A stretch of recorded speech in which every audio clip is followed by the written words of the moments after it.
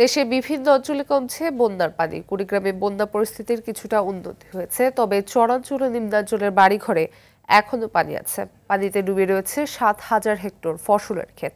জামালপুরে এখনো ৬টি উপজেলার ২.৫ লাখ মানুষ পানিবন্দী রয়েছে।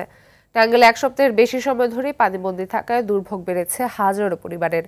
তলিয়ে গেছে ৭,৫০০ হেক্টর জমির আউশ, পাট, তিল ও সবজি। বৃষ্টি কম হয় সুনামগঞ্জেও সুরমা নদীর পানি কমেছে। তারপর হাওর ও নিম্নাঞ্চলের অনেক রাস্তাঘাট পানিতে ডুবে আছে।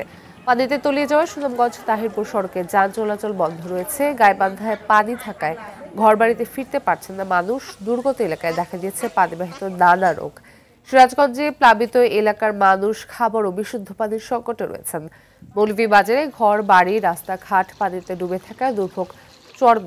গরু বাছুরের খাদ্য নাই, মানুষও অভাবে পড়ে আছে। ক্ষেত খোলা মৌসুম যা করছিল সব তলায় গেছে। আটা চলা করে হাত পায়ে ঘাওয়া গেছে। হাঁস মুরগি ওই যে খয়ের হুমস্তা, খয়ের মধ্যে পানি উঠে মরে গেছে। আর ১৬-১৭ পানির ভিতরে খাওয়া নেই, অনেক না থাকা, খাওয়া দাওয়ার খুব কষ্ট হয়ে গেছে। বাড়িতে পানি, অসুখ বিসুখ হয়েছে। বন্যায় গাইবান্ধার পরিস্থিতি জানাতে সহযোগ দিচ্ছেন সহকর্মী ফেরদৌস জুয়েল। ফেরদৌস, গাইবান্ধার চরাঞ্চলে বন্যার তোরা সহায়তা পাচ্ছে কিনা, এছাড়া ফসলের কেমন ক্ষয়ক্ষতি হয়েছে জানাবেন। সানবিট সব দিবে সামাল। সানবিট ম্যাজিক প্রেস ডিশওয়াশিং এর মাথা ঘোরানো সলিউশন।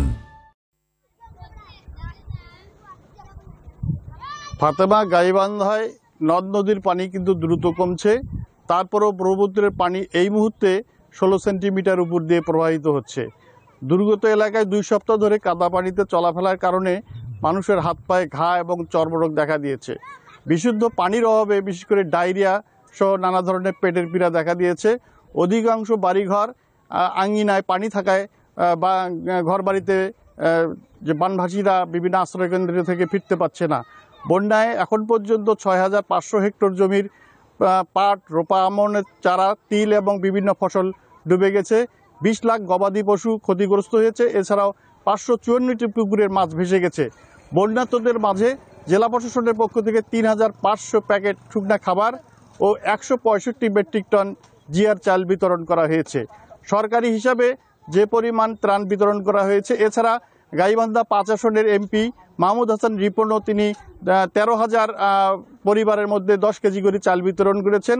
গাইবান্ধা সদর উপজেলার গাইবান্ধা ২ আসনের এমপি শাহ সরোয়ার কবিরও কিন্তু অন্তত ৫,০০০ পরিবারের মধ্যে ত্রাণ সামগ্রী বিতরণ করেছে। এই ছিল গাইবান্ধার বন্যা পরিস্থিতি এবং ত্রাণ বিতরণের সর্বশেষ তথ্য। ধন্যবাদ।